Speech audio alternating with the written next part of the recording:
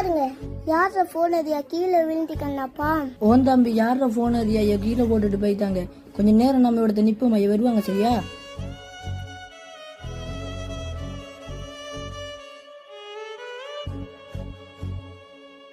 தம்பி நின்று கால் வேற பயங்கரமா வலிக்குது. இதுங்க நான் தண்ணி கொஞ்சம் கொண்டு வரேன்.